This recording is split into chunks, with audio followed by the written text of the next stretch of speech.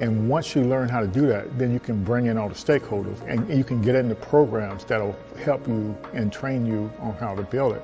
But that first step is you have to design a business model that is desirable. When I initially moved back to Pensacola, I had a meeting with Lloyd. Lloyd invited me for breakfast, and I was telling him, man, I still have an idea for the entertainment industry. This is what I wanted to do. He was like, all right, I got Startup on the Blocks. So I need you to start coming to Startup on the Blocks and get a little more information on how to work through the tech ecosystem and take your idea and we'll get you where you need to go. My company is called The Know, is an app that is streamlining business for the entertainment industry. Yeah, so if you're a musician, what you would do is pretty much jump on the platform, you'll create a profile, but the way we created the profile is pretty much a cleaner way. So now if they want more information about you, you'll connect your social media platforms, your streaming platforms, and that way they can go directly to it. What we also have included is your calendar. So pretty much you can set your days, you can set your price for your days and automate your booking. So initially talking to Lloyd, my idea was all here, it was there, it was over here, it was over there. It was like, all right, Quinn, I get it. You got a lot that you want to do, but we need you to bring it in just a little bit and then work on your pitch, your story, and how you're going to bring it full circle to get people to understand what you're trying to create.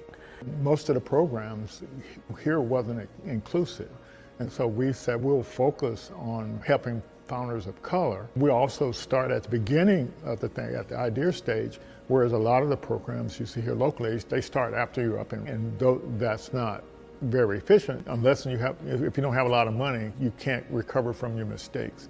And the lean startup system, it actually helps you make mistakes faster before you spend a lot of money. You don't actually start building anything until you got customer buy-in. There was a need for small businesses to bring brand awareness to their business. I see there's a lot of makers and bakers that they're making all of these goodies and these products, but they can't market it, they can't sell it at the same time, and there needs to be kind of like that middleman, that middle person to help bring economic growth to some of the small businesses in Pensacola. So Taste of Pensacola, I came up with that idea during the pandemic when I saw things at that time that Amazon couldn't fulfill. They didn't even have those products, but the local people in the community, they did.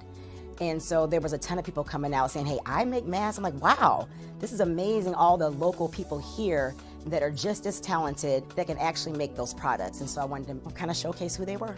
So with Taste of Pensacola, our income streams, we have several of them. We have the corporate America, we do corporate gifting, just regular consumers, different Pensacola natives that don't live here that want to purchase our boxes, like a taste of weddings, distribution. So we also do bulk sales. So for a private airline, if they want some local snacks and goodies on their passenger flights, they will come to Taste of Pensacola and we will source their vendors here locally, and we'll give a small business owner an opportunity to have reoccurring monthly sales.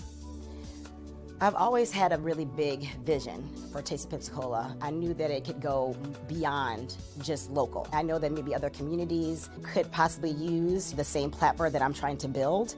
And I always have these big visions, but I never know how to even get there. Where do I start? I know it's more than, there's a lot of technical things behind it. I know there's a lot of research, but that connection, I never had it until, thankfully, I met and was introduced to Startups on the Blocks and was able to just learn more about how to grow it in terms of data. Things I just never thought about, framework, words like traction. There's a lot of things that I just did not know about and language that I need to know in order to get funding for my business. There's just a lot that I didn't know.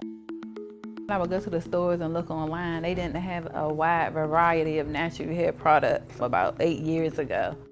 And the ones that they did have, the ingredients, it would say that they were all natural. And when I would research the ingredients, a lot of the ingredients were not natural. I make everything, my shampoo, conditioner, I have an oil that I make, and I have 2 different separate butters. Like I had some people who were completely bald and grew their hair. It's about giving women their confidence back in their hair. I have this salon and then I have a second salon, and I have my products in about 5 beauty supply stores. So I need a manufacturer to keep up with the demand at this point. Startup on the Blocks has helped my business grow, send me to different people. I'm able to do different pitch competitions to apply for grants in the community for small businesses.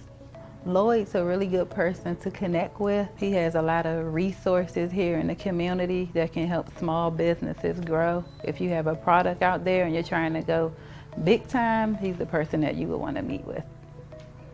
So it's really important to have some type of support because 9 times out of 10, most founders start out on their own. And to have somebody that has an idea of how the ecosystem works and is able to tap into other resources and bring back to the community, and that pretty much has encountered some of the roadblocks or going through the same roadblocks that we're currently going through and understands where you're at, your culture and how you respond to things, is a big help because you don't really have too many people that have access to what we have access to here in the community. And a lot of people believe that you have to leave and go to bigger cities to do the things that we're doing here. But I mean, it's one thing to have exposure, but you have to actually know it's here in the community in order to take advantage of the resources. So I get approached and I talk to friends all the time that wants to either start an idea or hear that I'm actually doing the app and wants to know more information about how are you doing it or what's the process, what's the path. I'm like, man, we have somebody here, Startup on the Blocks, Lloyd Richard. And Lloyd is here, he's a great resource to the community and to founders that's trying to learn the ecosystem. So join Startup on the Blocks. Yes, join our startup community. We're glad to serve all the founders out there that's building startups and trying to make money and leave a legacy for their loved ones. Welcome to Startup on the Blocks. We're doing this thing every Thursday in helping entrepreneurs learn the best practices for building a startup. How's it going, Cory? Going well, going well, going well. Good, good. You know you were on about a year ago, and here you're back again. Yes, I am. Yes, I am.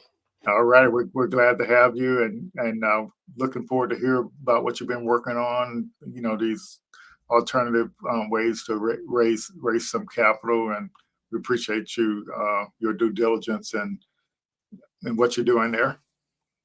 Sounds good. Sounds good. Yeah. So you've been working with this this startup stuff with us over the past year, and also why don't you just kind of share your experiences about what you've experienced over the past year working with the startup founders? Yeah, I mean, definitely, working with yourself. So, Yeah. and kind of underneath your guidance there, introduced me to kind of the general ecosystem that's out there. I'm used to coming things from kind of startups that have already been kind of bootstrapped by some of the initial founders, some that have been kind of like on their way, and I kind of bought myself in with options and things of the sort.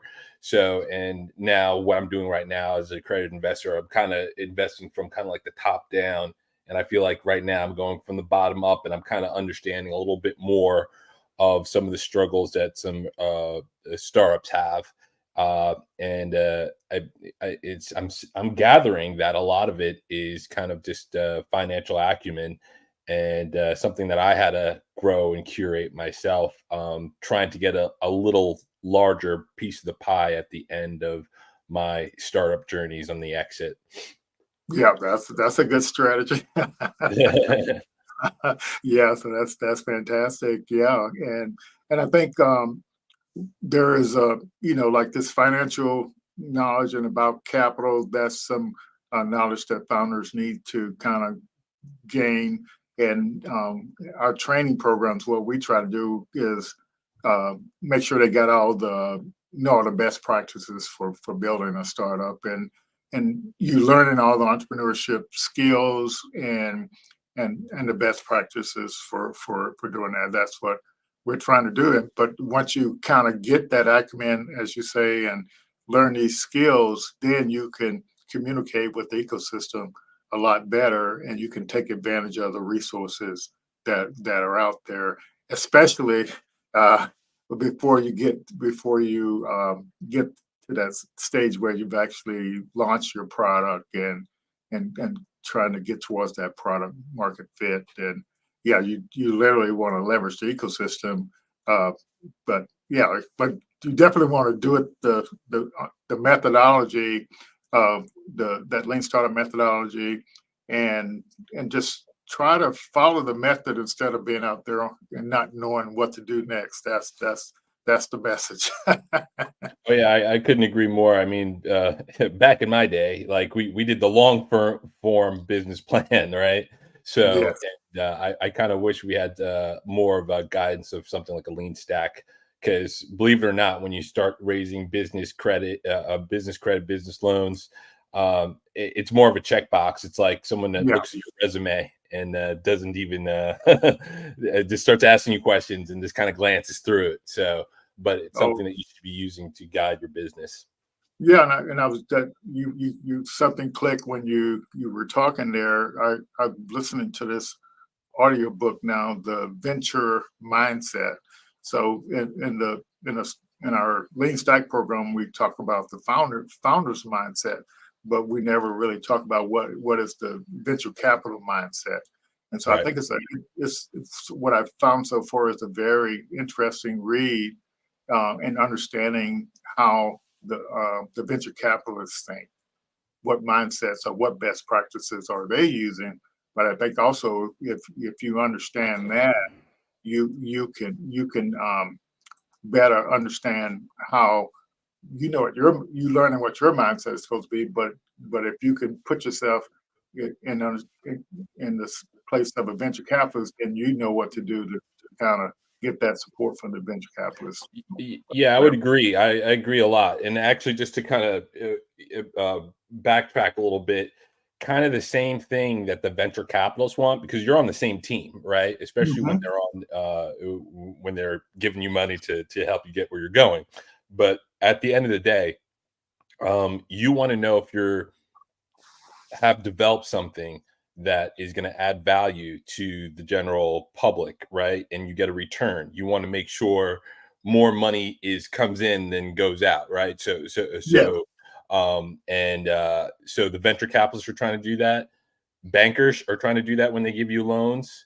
And even before you involve a banker, an investor, you should know what that is just for you and your staff, right? So, are you actually, taking something, turn it to nothing, or taking a 2% loan and then turning that into 12% a return on investment at the end? So you really have 10 when you subtract the both. So that's that type of model that you want to be able to demonstrate before inviting any partners, because that 10% at the other end, it's kind of like you're splitting that with your other investment partners or anybody else that's getting paid on the back end. So if you don't have this math in front done, then or that model done, then how are you gonna? You don't have anything to split up. Yeah, yeah, and so that's why it's important to kind of like network with other founders, founders who are further along than you are, so you Yep. don't have to make the same mistake they made, or whatever.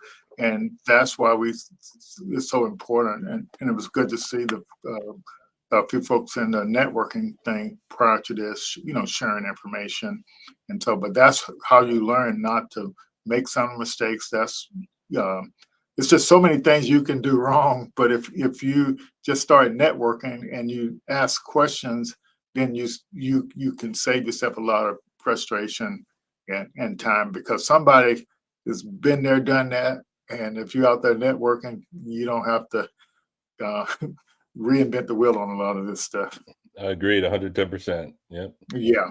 So so part of our revenue model with our Black Founders program and our startup programs and everything is to kind of partner with the organizations, um, also uh, organizations like Florida Power and Light and some of the banks and stuff like that. They want to kind of give back, um, to the community.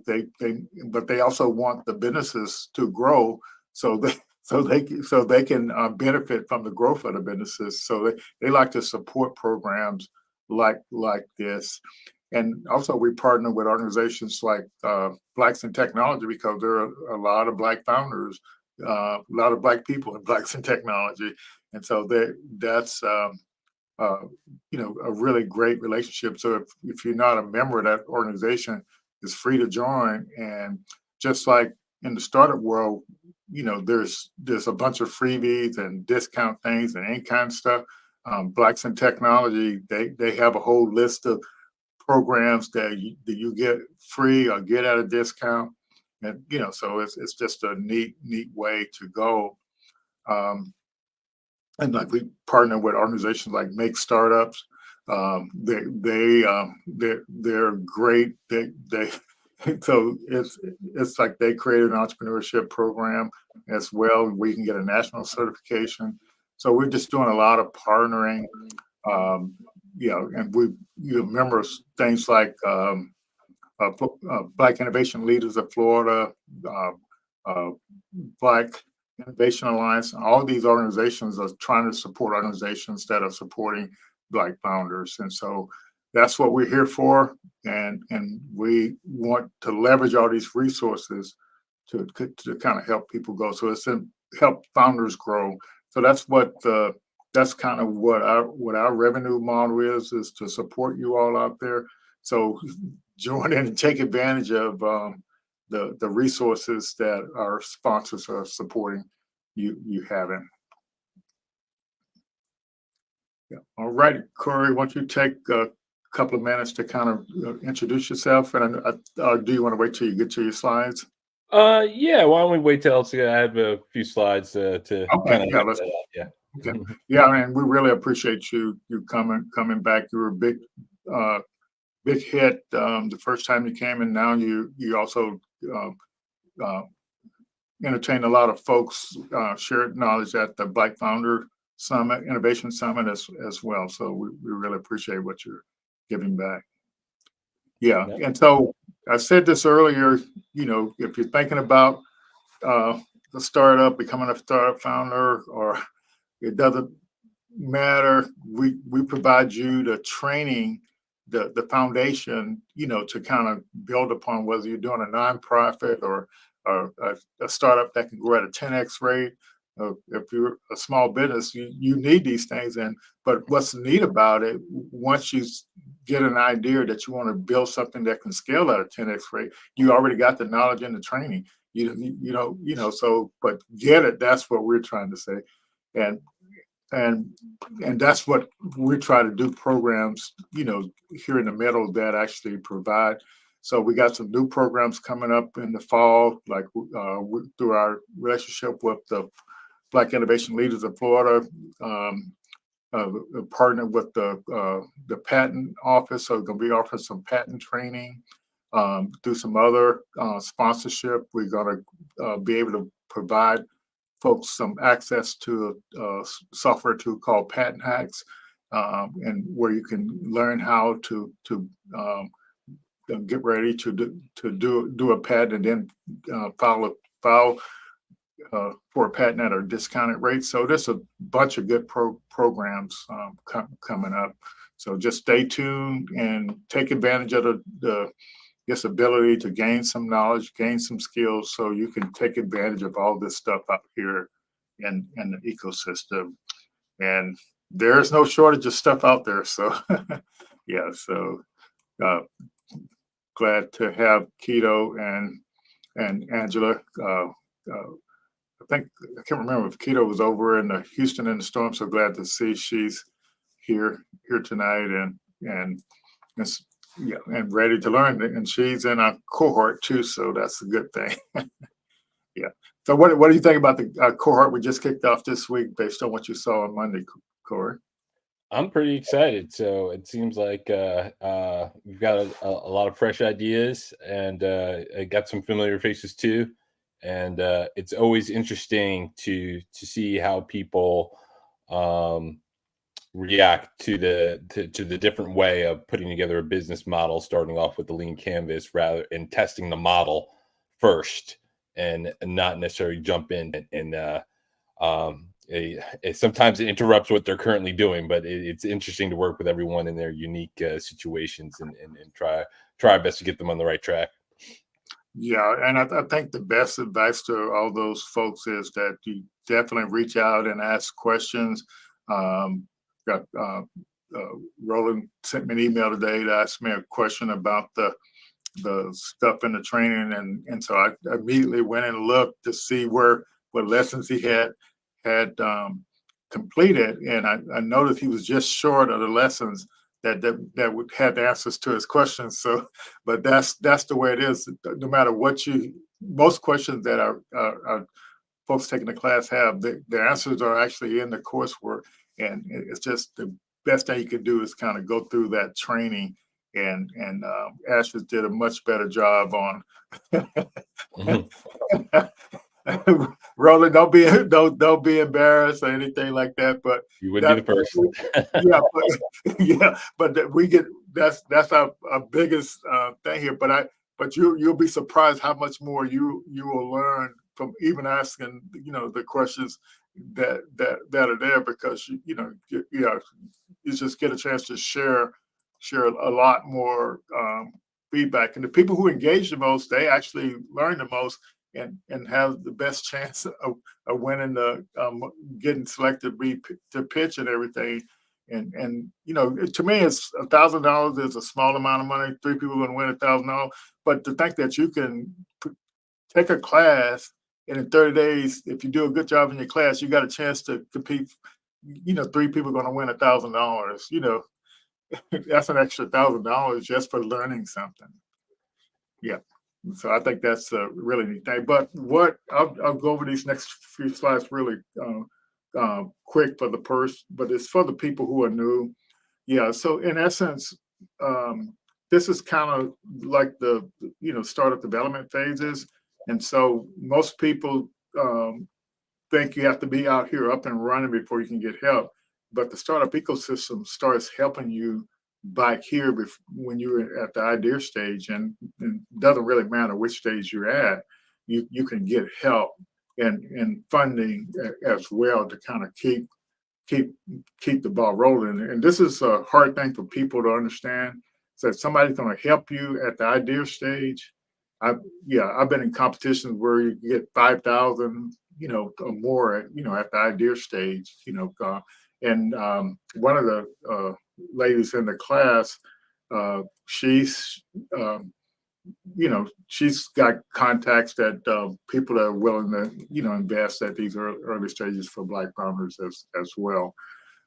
So just be aware there's stages you have to go through, and then with our training program, these are more looking at it from a milestone approach. So as a startup founder, you have to reach certain milestones, and it's best that you know what those milestones are, and that's what's so great about the Lean Stack training platform.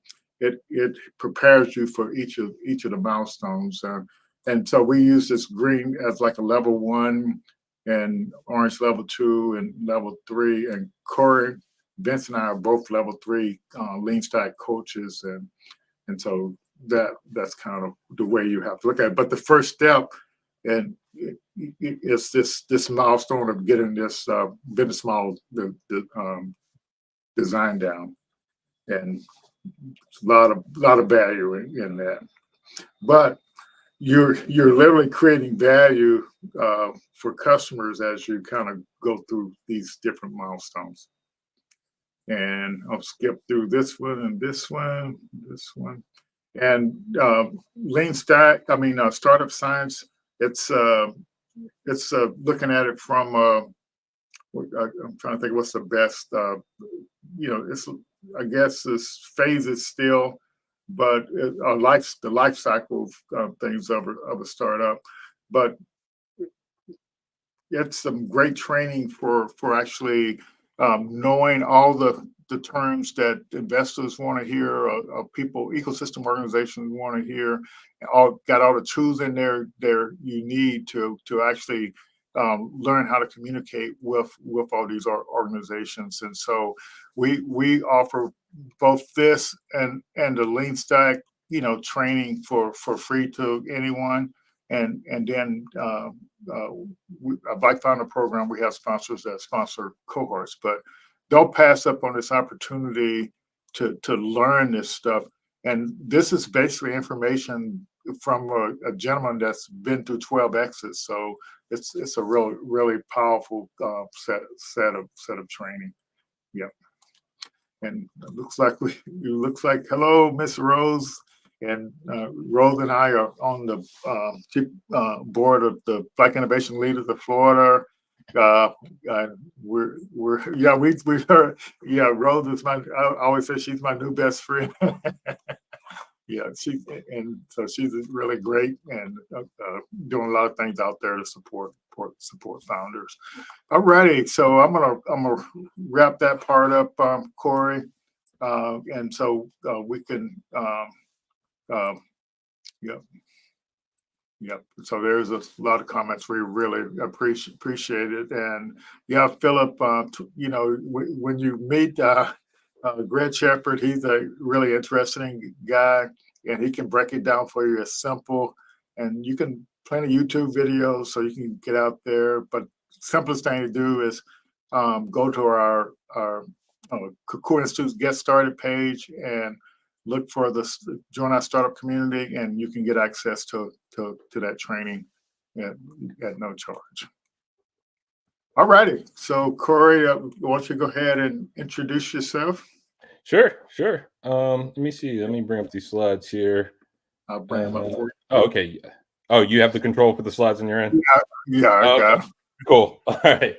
So just in general, who I am. So as I mentioned earlier, I kind of started off my career as a software engineer, and doing a lot of database work and whatnot. I wound up doing a lot of work for different financial institutions through different product companies on the West Coast, and I got involved in the startup scene as well. So that's where a lot of my exits originally came from. And then I noticed that on the back end, I kind of got a little less than what I thought I should get from my exits, and that kind of got me more involved in the finance end of things. And one of my messages, kind of like working with Lloyd, is trying to get that financial acumen. Your personal finances do mirror your business finances, and investors are keenly aware of that, and they look at both and how you manage your personal credit and business credit. It mirrors itself. But anyway, with all that said, I'm a portfolio manager, chief revenue officer, trustee, and business coach. So all it means is that I'm kind of managing the revenue streams for businesses, my own. So I've got two LLCs that I manage. One is the Active Income, which is a Consilient Investments LLC. And that third bullet point is Nestor-Huber Consulting, right? So, and underneath Consilient Investments, I'm managing all my in-house capital, doing all the research, analytics, and even raising money for myself and potentially for partners in the future. And under Nestor-Huber Consulting, everything that's active, got to put hands on keyboards to kind of do that. Working with Cory Institute, doing some business intelligence and encryption work and data integration, just moving data around. And underneath Cory, I actually did some stuff as a data scientist in residence for FSU for one of the Cory programs.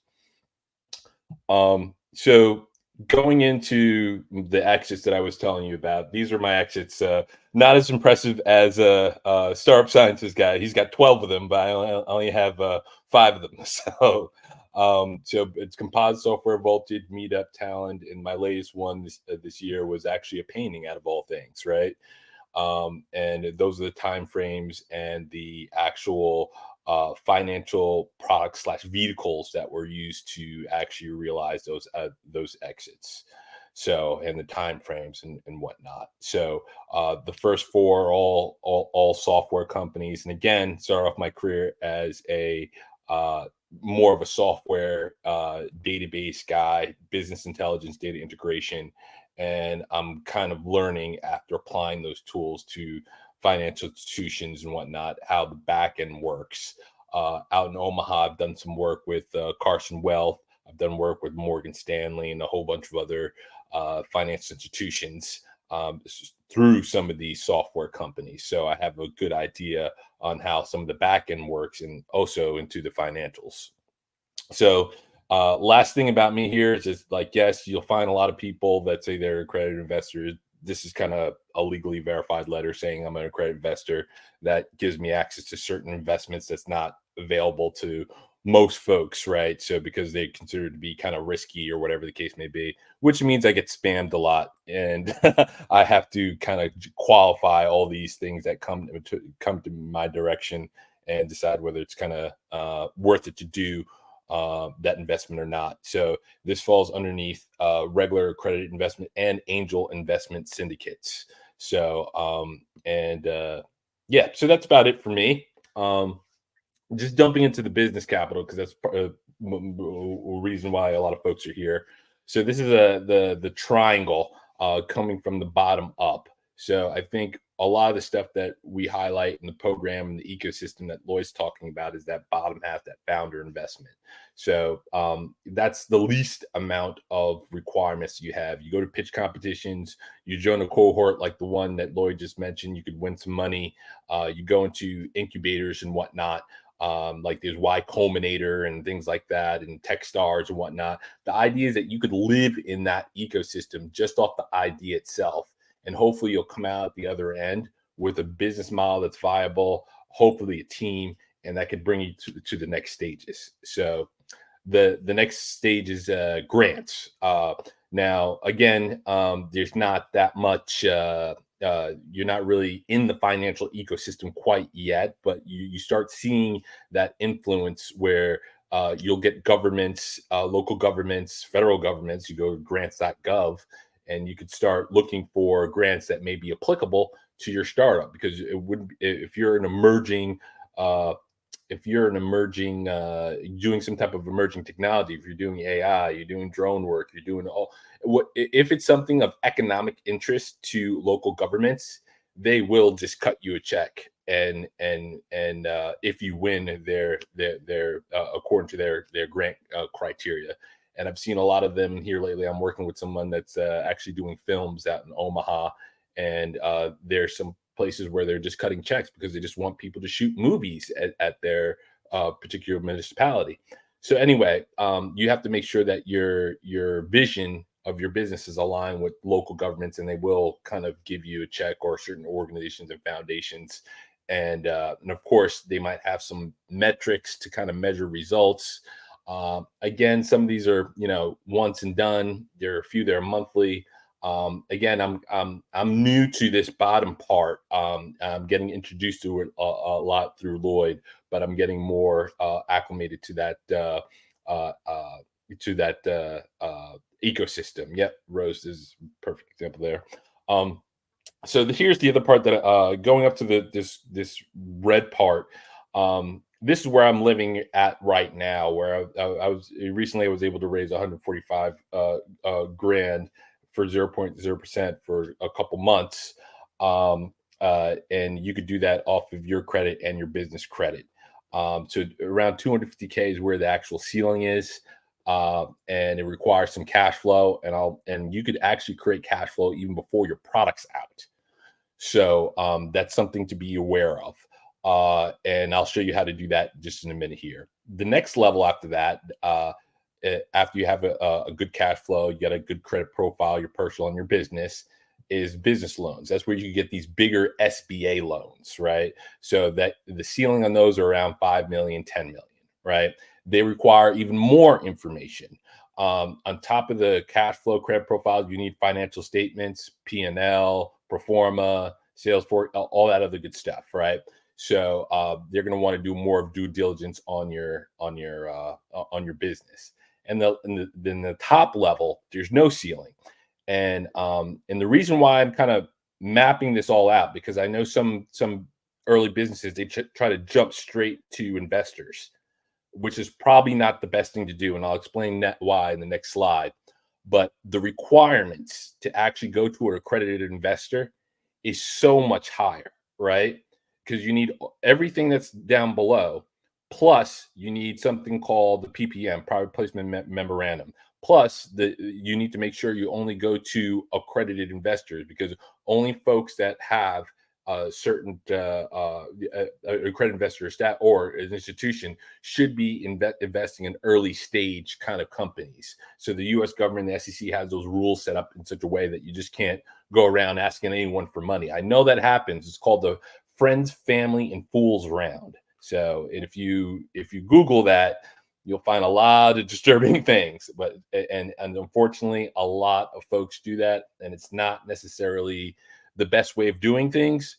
But folks do it, and it becomes a part of their cap stack, which is something I'll jump into right here. So just the way we have the triangle there, this is the triangle of what they call a cap stack. And I think Lloyd and I was on another call where one of the venture capitalists, and that's at the top with the investors. So you have venture, angels, private equity would all be considered investors, whether they're individual or institutions. But one of their requirements is that your cap stack would have to raise about 100K prior to even talking to them, right? So they want to see that your train's already going, that your business has the financial acumen and the ability to manage your interest rates with your incoming yield to be able to handle that. So in the mezzanine debt is really more of an angel investing thing where you have something called convertible notes. So imagine someone gives you a credit card, and then when you pay off half of it, and they say, "Oh, don't worry about that last half. I just want a percentage of your company," So, or pay off your mortgage halfway, and they're like, "Oh, the bank just wants the other half of your house," and they'll take the back end whenever it's sold. So that's kind of the idea of a convertible note in the I guess in the global market world. You may another mirror example of that financial product would be called like a convertible bond. So you buy a bond and then it converts over to like a regular share equity. They used to do that with Tesla a lot. But this is the main point here. So outside of all that financial jargon, the overall, got my, sorry about that. My Apple TV is acting up there. But the overall idea here is that just like you as an individual should do, your business should do, which is invest first and then spend. So you imagine that you raise money with grants, get your first customer, secure that initial money with investment, raising business credit, invest first, and then live off of whatever proceeds come off your portfolio. And I'll explain this a little bit more detail.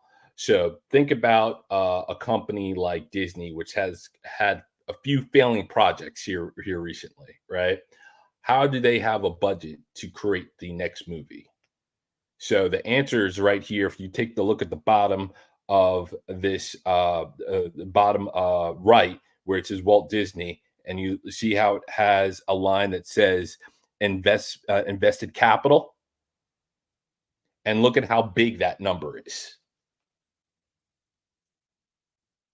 So that means that they're investing a huge chunk of the money that they've received from previous movies, from previous successes. So, and that money has the ability to make money. Same thing with Apple, right? So, Apple, if you take a look at and this is on their balance sheet. So remember, I was talking about some of the things that's required from an investor. These are one of the financial statements that you would have to produce as a company too. So they have a large amount of invested capital as well. So the idea is to generate, so your initial capital should be going into an investment account. You open up your bank account, you open up your investment account, and then you try to put as much money in your investment account as possible. Ideally, all of it, because you should be using all of that to actually grow your company. And then only the dividends that are kicked off from your portfolio do you use to drive your business. So if COVID happens, you decide to pivot, you decide to shut down the whole idea. The whole idea is that you still have this portfolio over here that could kick off some dividends on and help fund the next project. You had a failed project, the business folded, you could still go ahead and still fund the next thing, and you could still grow this, right? So, and the last but not least, when you do that, you could imagine that block of value adds to your balance sheet, that means it makes your company more valuable. So how does monthly income look? And again, this is not investment advice. This is just a quick example. So let's say you go out, you do grants, you do business loans, and you put together 75K, right? So these are 3 examples of what you could do with that 75K. So you could make about $1,000 and change with the first and third option right there. And so you could imagine that you could take that 75K, you could blow it real quick and be done, and no more business, or you could continue staying in that ecosystem that Lloyd was talking about earlier. Keep refining your idea. The whole idea is to aim before you shoot, right? Put together a business model, have a clear idea, be able to clearly communicate that model before actually spending a lot of money. During that phase, you would perfect your message, gather all the data, be able to do solid sales forecasts, believable sales forecasts to the point where when an investor gets involved, they'll have no problem giving you money and a salesperson to help kind of close some of those deals that you've put in your sales forecast. So the idea is to kind of take your time, raise the money. It doesn't have to be kind of like you're back against the wall type thing. So the last thing here is 1.5 million, right? And the reason why I put, because I have it, I'm working with an investment club right now out of Omaha. We're kind of spreading to Florida, Chicago, and so on and so forth right now. But this is one of our goals is to put together 1.5 million, right? So we put together 1.5 million. So it's a syndicate, and that would produce 20 grand per, actually 24 grand every month. Right. So these are examples of stocks that pay monthly. There are other ones that pay quarterly. Most of them pay quarterly.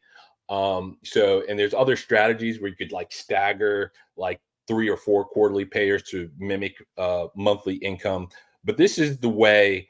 What I'm explaining here is knowledge that typically you only see kind of like the medium to large or larger companies actually do. But if the same intelligence was brought down to startups, you could see how a lot of folks would be alleviated and won't be as cash strapped, especially when kind of starting their idea. You should be able to relax, work on your idea, refine it, and have your bills paid, so on and so forth. and know that it's not a do or die situation if you're able to intelligently kind of map out. And this is no different from if you're going into retirement. I've seen some. I would say it's probably the top 3 or 4%, even in wealth management companies, where it's a series of folks that when they're retiring, they're not selling a portion of their 401k or IRA or their nest egg. They actually keep all their assets and let their assets pay them, right? So, and you can imagine if you sell a piece of the stock, then your revenue would be less, right? So the idea is that you keep all your assets and your assets keep paying you, and then you have something to pass on to your kids, right? So, the same, and just pointing out this methodology, because the same thing that applies to you from a personal standpoint will apply to you in a company, could apply to you in a trust. If you set up a family trust, it's the same financial kind of acumen that's kind of required there. Last example here, and here's a 598 grand in a company called ARR. They're out in Vero Beach, Florida. So, and the metaphor I've been using a lot, just to kind of bring this home to a lot of people, is think of this as you bought a house and you're collecting rent. So, so in this company, ARR, you see these little, you take a look at this graph and it's like, oh man, it's doing terrible. Look at that big dip, right? But this is not the full story. And this is what makes most people play the stock market like it's a casino when it really shouldn't be a casino, right? I sleep well at night because the thing is, I know that no matter where the price is at, these little yellow things at the bottom is it consistently paying me every month, right? So doesn't matter where the price is at. So it's going to pay 0.24 for every position that I have, regardless of where the price bounces around. So this is the equivalent of you buying a house and you rent it out. The rent remains the same despite the changes of the price on Zillow or Redfin or wherever you check your prices. So, and that way of looking at the stock market should not be new. I know it may be a new concept to some folks, but it should not be new, because that's actually the number one way that income is returned to investors. And you could Google that. What's the number one returner of capital to investors? It will say dividends if you Google it. And I'll show you a whole bunch of different options of it. And I actually have a whole nother slide on that as well. So this just give you guys some insight on because I know when some folks think about putting money in the stock market, they're like, oh, that's risky. It's just like, it all depends on how you do it. So other things to consider, right? And basically what I'm kind of discussing here is financing yourself, being your own bank, right? So once you have a portfolio, you could leverage something called Regulation T. So if you put $8,000 in, you'll probably have about 16 grand of buying power. And I have some other slides to show you that. So you basically double your buying power, right? So, and to the right here shows you the actual interest rates. And this is if you have a portfolio. So the best way of describing this, to back up, you could have a loan backed by a car or backed by a house. If the bank has problems, they have to repo the house or repo the car or whatever the case may be, or foreclose on the house or repo the car. So with stock, they love stock because it's like, oh, you're a little bit, okay, we'll just take 2 of your stock, resolve the balance. It's all good. Keep on going. And they don't check your credit score when you back your loan with stock. And if you're smart and you use dividends as stocks, you could actually have the dividends pay down the loan too, which is actually what I recommend. So that's one option, and I'll show you some more details of that later. The second option is leveraging life insurance. And again, I would first start off with the portfolio, have the portfolio pay dividends, and then use the dividends to pay for a life insurance policy. Because when you have a cash value IUL, you could actually take a loan off of that life insurance and policy. So I use Transamerica, and I could get a 2.5% loan, right, off of my life insurance policy, and I could use that to invest, and I could have the dividends paid off. Little that most folks might not know, and I threw in these other terms called COLI and BOLI, and there's a whole bunch of other ones. So COLI stands for corporate-owned life insurance, and BOLI stands for bank-owned life insurance. Sometimes when you sign on to these companies, right, they open up a life insurance policy on you. And when they have cash flow problems or they just need access to cash, they could take a loan off of that policy. So it's just another example of how life insurance could be used, or stock could be used as what's called an ABL, asset-backed lending. So this is how you could you could finance and be your own bank for your startup and for yourself, right? If you just want to live off of that. So before jumping in here, I just want to show you this Reg T stuff. So here are two examples. To the left is a portfolio of 8K, and to the right is a portfolio of 1.1 million. And pay attention to the tippy top. I know it's kind of small here. I wish you could zoom in a little bit, but this is about $8,000. And if you take a look at where it says buying power at the bottom, it says 22 grand of buying power, right?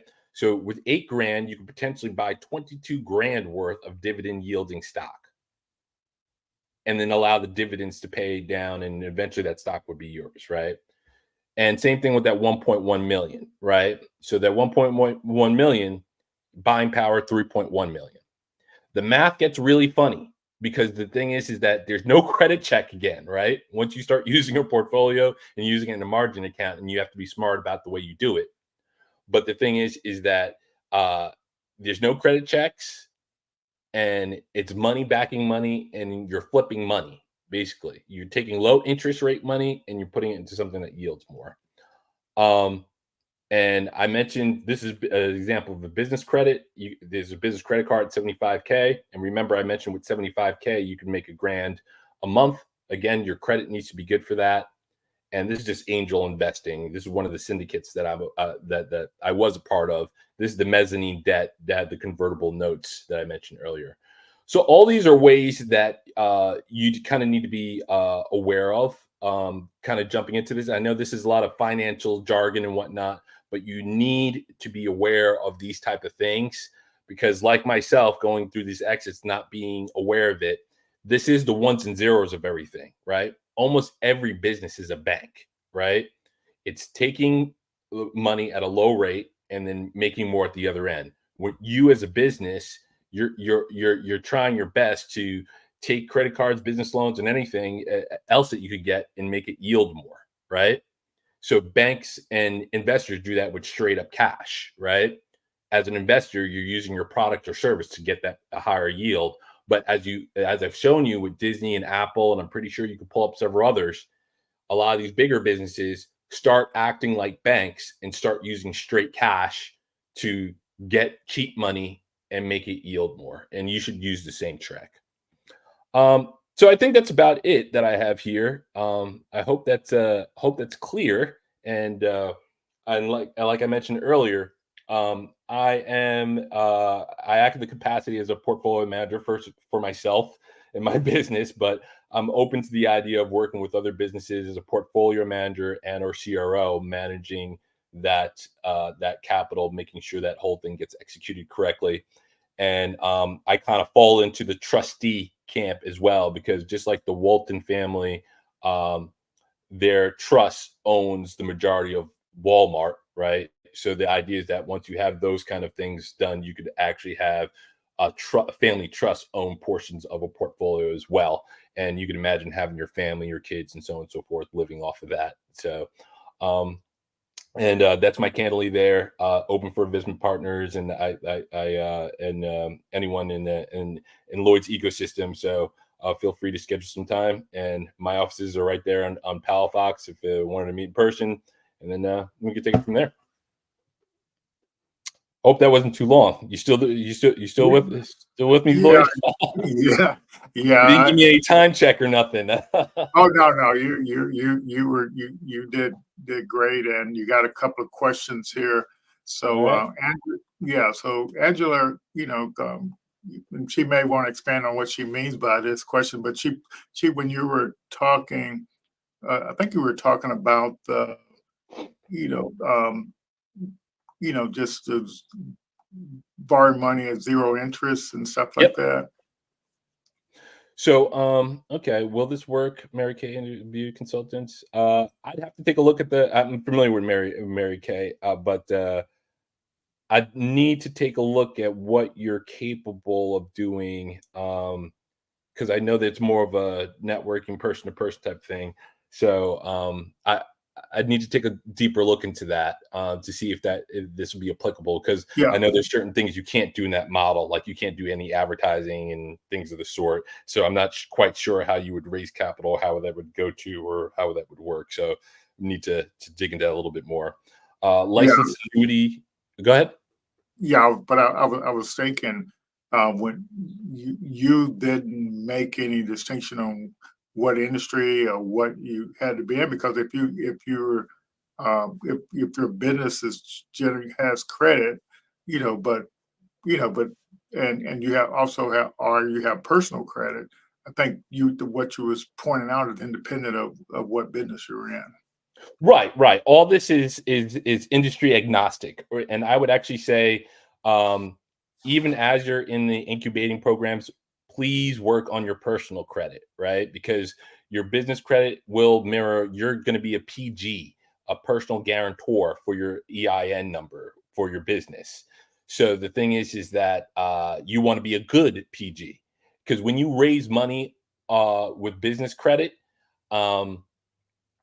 the debt does not go on your personal. The debt will go on the business. So when the business folds, that's done, right? Whatever debt that it has with that company is dissolved and it's gone, right? So you need to exercise being a good PG so that the bank sees that there's a more of a chance to get their money back, and you have the acumen to, and you guys get all that. The other part, let me see, of the licensed annuity insurance agent, I would think that insurance agents could definitely be. I've had a very difficult time working with insurance agents, so I'd be interested to working with a few more. But I noticed that a lot of them are not familiar with some of the IUL cash value, and it's a little bit of a shame, because you can imagine lining up a whole bunch of startups to get IULs and things like that. Yeah, that's something I'd love to talk to more people to get that into the ecosystem, because there's a whole bunch of stories about family trusts having a whole bunch of IUL policies. I believe the Rockefeller or Carnegie's that are still around. Their family trust is exclusively, every member of that trust has a life insurance policy, so that kind of refunds the trust. God forbid anything happens to anybody on top of their investments. And yeah, so that is an annuity is a little bit of something of a different product. I don't believe that has the cash value that you could leverage. And again, I'm not an insurance expert, but I just know it's a source of cheap capital. So I'm on anything that is a source of cheap capital that has a low interest rate, because I'm just looking to get things at a low interest rate and try to get something that yields higher. Mary Kay's LMN, multi-level marketing. Not sure if you could raise capital for that. Yeah, that's my general thought too. At what stage of your Philip? Yeah, could you say Philip's Powell's question? Could you use it? Could you use an asset-based lending thing as a startup? I would say yes, right? And that's actually what I'm recommending, right? With your initial capital, the first thing that you should buy, the simplest thing that you could buy that could generate money right away would be stock. So, and then I would generate enough income to then buy some insurance shortly after that, right? Because you could leverage that as well. You're starting to build this ecosystem where you could start being your own bank, right? Now, the best way of thinking about this is that it's starting to show bankers and investors that you do have the acumen to kind of leverage things and kind of take it from there. And then the same approach works for your personal and or trust as well. You see JD's question there? Yeah, I'm reading that. At what stage of your business journey should we begin investing? If we're a new business, should we? Yes. Yeah. So a good question, JD. I would say I'm a big fan of, if you probably have a job or doing something on the side, the idea is that initial grant money should be going towards the business. I would say it should be invested. You want to make sure that your runway is long. You don't want that money to be you don't want to get that money, spend the money, it's gone, and then you don't have anything to show for it, right?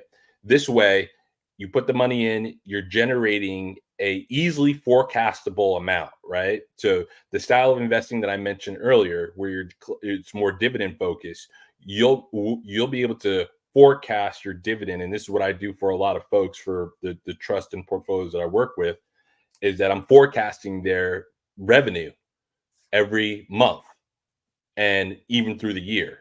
So, and then having that type of stability is almost like having a steady paycheck. So spend your time on being in the ecosystems, doing these pitch competitions, raising as much money as you can.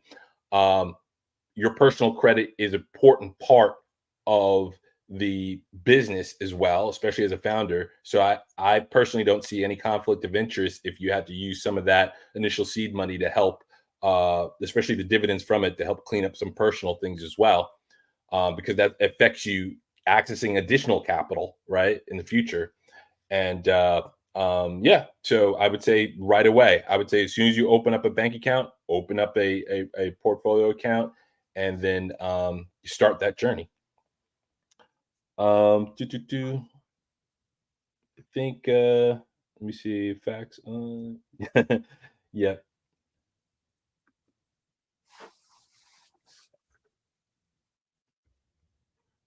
All right. Do we have any more questions here? I think that was about. Did I miss any? Yeah, I wasn't sure. Did you get the last part of JD's question? I may Uh, not. oh, okay. Oh, yeah. That's actually a good question. Should we be at a certain level financially before we invest? Um,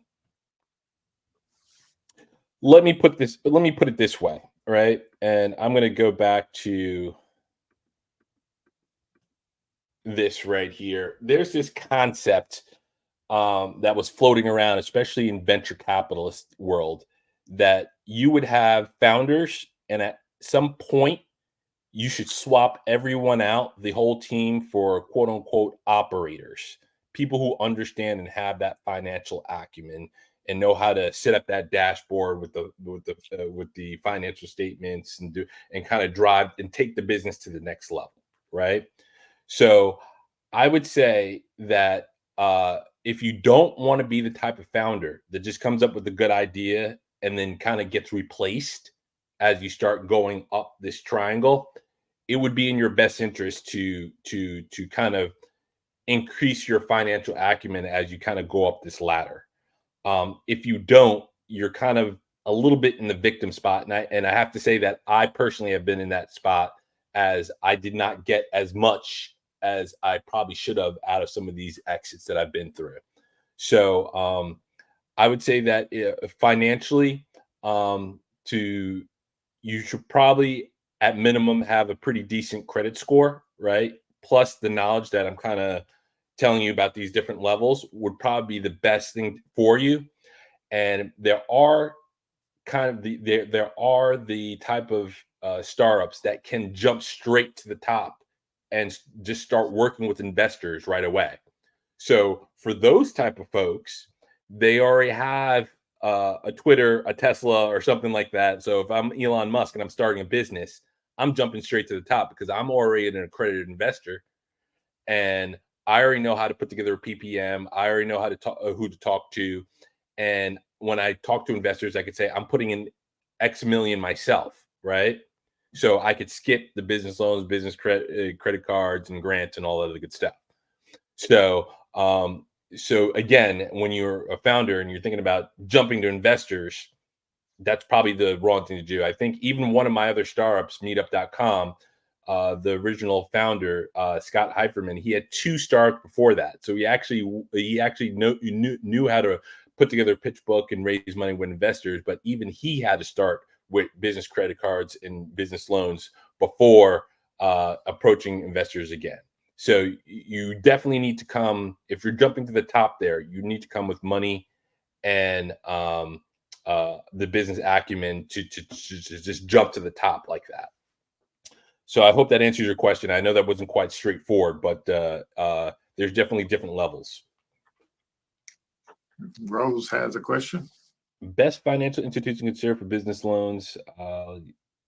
Yeah.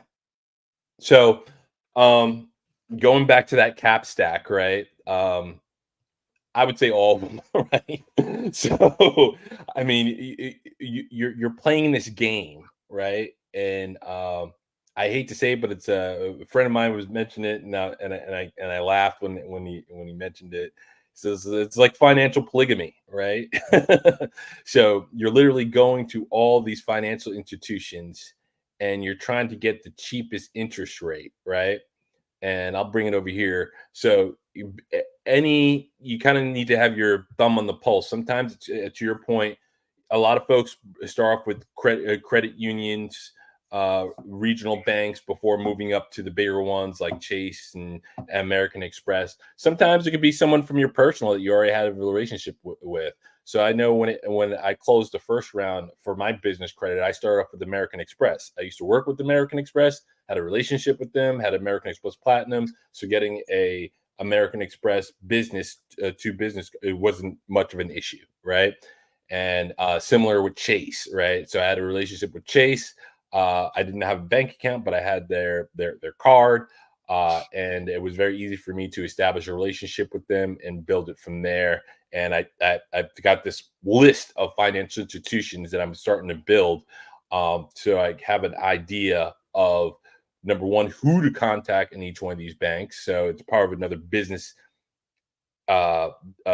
banking syndicate that I'm a part of. So I know who to talk to. And of course, I need to make sure not to burn bridges as well. So that's one thing to keep in mind. So the short answer to your question, Rose, is all of them. You got to pay attention to the interest rate, though, because no sense in getting a 20% card and your product or service that you're selling is not yielding more than 20%, right? That means you've already lost, right? So you want to get the lowest interest rate as possible. So if you look at your financial institution, look for the ones with that 0.0%, or if you can't get some favorable terms, you got to go back to what I was mentioning earlier, right? Where you could actually take a loan off your portfolio for 6% or your insurance for 2.5%. So, but again, those interest rates are just numbers going down. You need to calculate the numbers going up in your business. And the numbers going up in your business could be from your dividends or your product. So, and you need to make sure that the interest rate is lower than your yield, and you'll be safe there.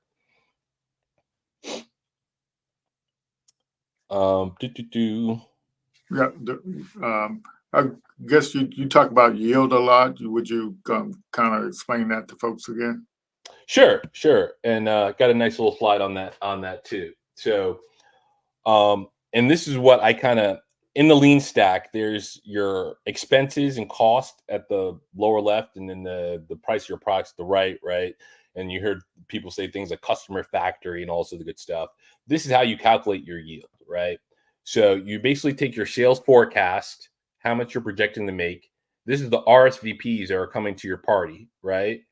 And then you divide it by your expenses. So once you divide it, that's your yield. The reason why this is important is because, especially when you're talking about venture capitalists and accredited investors, they're going to be comparing the yield in your business versus what they could do if they did real estate, if they did some other stock. You're competing for money based upon yield. So if you don't know this yield, then you're not even in the game. You would be considered, quote unquote, uninvestable. And I do have some other slides, but that's probably for another time. But yeah, so that's very important to know. So these other concepts here, sales forecast, funnel, pipeline, all the same thing, right? People are using these words differently, right? But it's all either the actual, when some person is P&L, the P could go at the top and the L could go at the bottom. You divide the two, and that would give you your yield. Or if you have your sales funnel, your sales forecast, your list of opportunities, it's in a CRM system, whatever that total income, that forecast, or it's called a schedule in some cases, the schedule of kind of events that are happening, each one has a dollar amount on it. And so therefore you could potentially forecast your revenue. You divide that by your expenses, and then that gives you your yield, right? So you could imagine that one more example for you. If you, and I'm going to use another house metaphor, the expenses would be the value of the house, right? So, and then the sales forecast would be the rent that you would collect for the year, right? Because in most cases, we want to do yield by the year, right? So if you bought a $600 house and a $600K house, and you collected $3K of rent every month, then that would have your yield someplace at 5%. So that's something to take to consider, right? So now you're competing on this 5%. If that investor says, "Oh, I could do better than that," right, by investing in this, or that, the other, that probably means you need to go back to the drawing board and try to figure out a way to make your product or service yield more. And this is the reason why Cory, you go ahead. yeah. Could I show one chart? I just want to kind Yeah, of sure. show people something here. I'm going to go. Let's see here. So everybody wants to raise money, but when you look at it from your timeline and milestone thing with the traction roadmap, you got these three plots here. This first day is your traction, and you see it sort of parallels the revenue and the profit. And so Ash is basically saying the best time to raise money when your unit economics are understood really well, you're profitable, and you're growing at that 5x or 10x rate.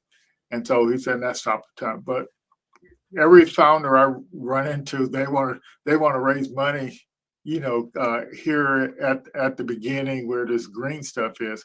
But this is the time that you leverage the ecosystem to make up this negative, part here, because you're spending your time and you may be spending some money too, but you can literally leverage the ecosystem to make up, your growth here.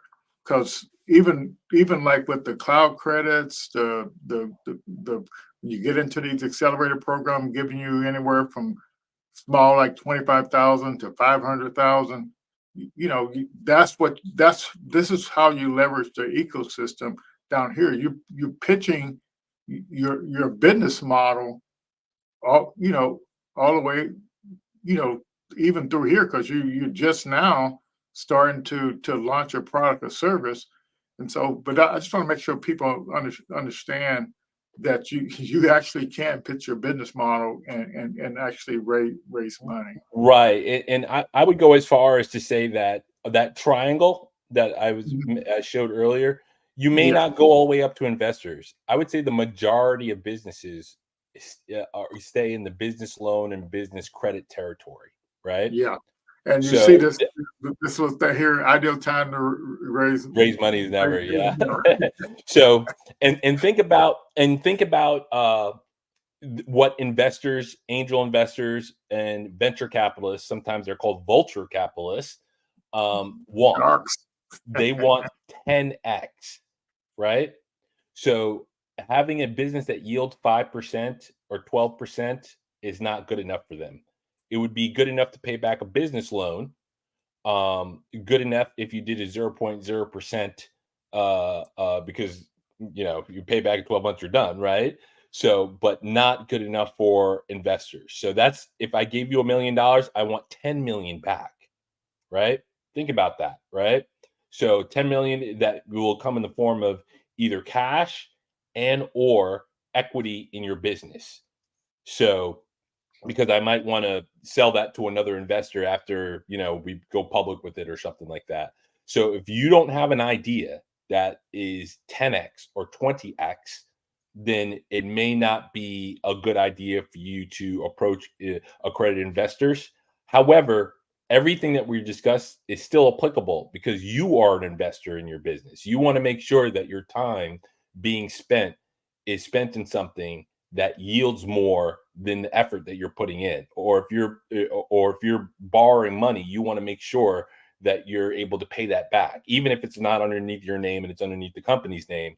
You want to make sure that it stays financially viable. You pay payroll and things of the sort. Yeah, and I think the business model design training, it actually forces you to stress test your business model to make sure it's viable and feasible, and it's time well spent, because you don't want to be working on something a year, 2 years, and find out it's really not viable. That doesn't make any sense. Right. Yeah. Right.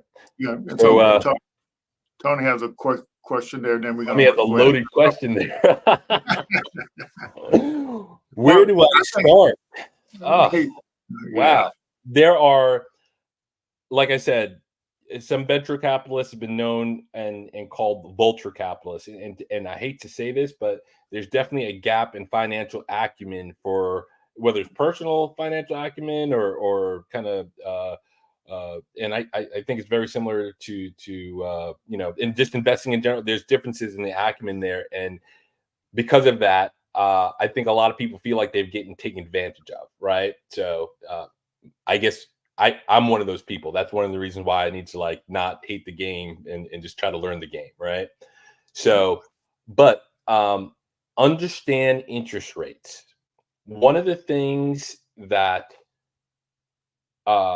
when I first started doing accredited investing, and a lot of people got that status and lost it very quickly, especially in angel investing, right? In angel investing, there's a lot of micromanagement of startups going on, right? And they would give you capital, and it would have a particular interest rate applied to it, and they have all kinds of different structures and tranches where they would release some capital. Sometimes it's a convertible note. It all depends upon the syndicate. Why go through all that and the micromanagement as a startup when you could just go ahead and just get the loan from the bank and the bank leaves you alone, right? So look at the interest rates and always compare, right? So and if you know what your yield is, the thing is could always you'll know that you're a better investment than A, B, and C, right? Or anybody else that's out there, and you could pretty much you'll be talking the same language that investors are aware of. The last thing to be I shouldn't say the last thing. There are many things to be aware of, but have you noticed that some folks overpay, or looks like they overpay for companies? Like, oh, YouTube bought that for $1 billion, right? It's like, oh, you want 50 million? I'll give you a bill. I'll give you $1 billion for it just to close this deal and get this done. That's because a lot of these investors, they build a sales pipeline for your business, and you might not know it, but they have an idea that that business could actually yield more than what you think it currently yields. That's why they're willing to overpay it, because they know that they're pretty much paying you to kind of put the people that they know in place that could get the yield that they're looking for. Gotcha. So So, just keep that in mind as well. And that sales, that yield, putting together that yield and putting together that balance sheet is a part of understanding your overall company valuation. yeah. And that's called the DCF, discount cash flow model. So it's probably the most common one that is used to value a company. Okay. Yeah. So, any parting words before we get off here, Cory? We really appreciate all the insights. Yeah, no, not any big part words. Let me see. Let me flash my information up here again, just in case anyone wanted to reach out. So, but yeah, you could definitely catch me in one of Lloyd's cohorts. I'm always working with startups, trying to bring some of this knowledge and trying to make a nice little espresso. I hope it's not too strong for you, right? But like I try to explain it as concisely as possible. And I don't mind repeating some of the stuff. I don't mind working a little bit more closely, especially in the cohorts that Lloyd has going on. And I'm always open to for folks that are ready. I could definitely work with the capacity of a portfolio manager and CRO with them. So feel free to reach out. I'm mostly on Signal, which is kind of encrypted for kind of sending back and forth financial information. But that's about it. All right. Well, we appreciate it. And next week we have folks that David Edwards is going to be with us next weekend, and basically kind of help. He's an engineer, but he's a developer, and I guess he can kind of give some insights on hiring a developer, and what the process the developer takes you through. And then the following week we're going to have Besa Peterson come back on. I call her the modern day scientist from NASA. So that's that should be pretty interesting. So that'll wrap up this month. And if you know some founders out there that you would like to hear, have them reach out, and so we can get them on, and so they can share their stories to kind of help the whole journey of all the founders and stuff like that. So one Thanks. last thing Go ahead. What's that? All the information that we just mentioned is just not applicable to for-profit businesses. It's also for non-profits, including raising money. It's equivalent of having a non-for-profit, investing that grant money, making sure the staff stays on. And I was at a Berkshire Hathaway shareholder convention, and I actually got to spend some time with a well-known investor called, his name is Bill Ackman from Pershing Square. And he brought up the point that, do you want to invest or give money to an institution that loses more money every quarter and celebrates when they lose more? So, and he's like, probably not. So that whole concept of investing that money and then paying your non-for-profit staff and keeping on mission still applies. Thanks. That's good insights there. Really, really appreciate it. All right. If you hang on a second, Cory, we'll see everyone next week. All right.